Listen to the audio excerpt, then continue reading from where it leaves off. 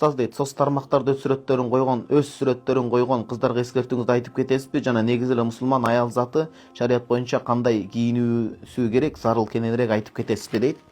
Бүгүн ушунубуз менен биз баягы WhatsApp'тан келген суроолорго жооп берүүбүздү жыйынтыктайбыз. Азыр сиздерден келген суроолорго өтмөкчүбүз. Эми албетте сиздин сурооңуз маанилүү, көптөн бери эле жооп берип келебиз. Аял заты колдон келсе, баягы соц тармактарга сүрөт койбогону жакшыраак. Жаман ниеттүүлөр аны пайдаланып кетет.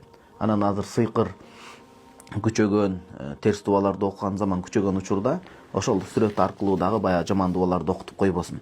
Жакшы көз карайт, жаман көз карайт. Аял затынын сулуулугу бул келечек жолдош үчүн гана да, келечек жолдош үчүн. Анан кээде окуу үчүн, башка үчүн зарылчылык болуп калса, сөзсүз эле өз сүрөтүн эмес, башка бир белгини, жакшы бир цитатаны билим тармагында коюп койсо болот.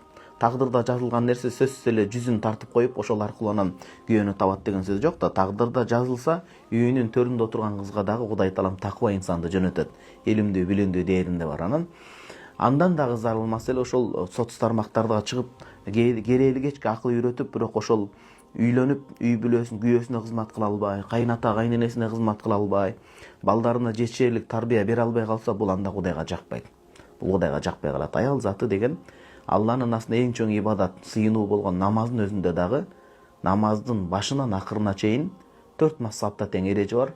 Халул мар'ати мабниюн алас сатр. Эркектен өзгөчөлөнүп намаз окуйт.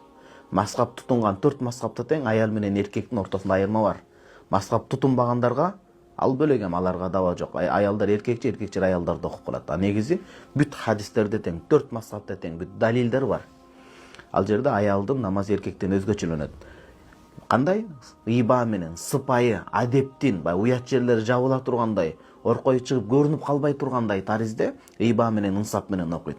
Намазда ошондой болуп аткандан кийин анан соц тармакта жөн эле деген сөз. Анан аял затынын кийими боюнча такыбачылыктын негизинде хиджабы бул парыз болот, намаз сыяктуу.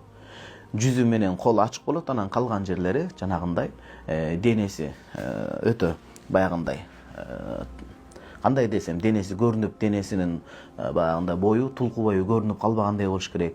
Ошол учурда да биздин элге өөн чурай турган өтө кара жанагындай кийимди кийип албаш керек. Жакшынакай такыбачылык ыктап кийинсе болот.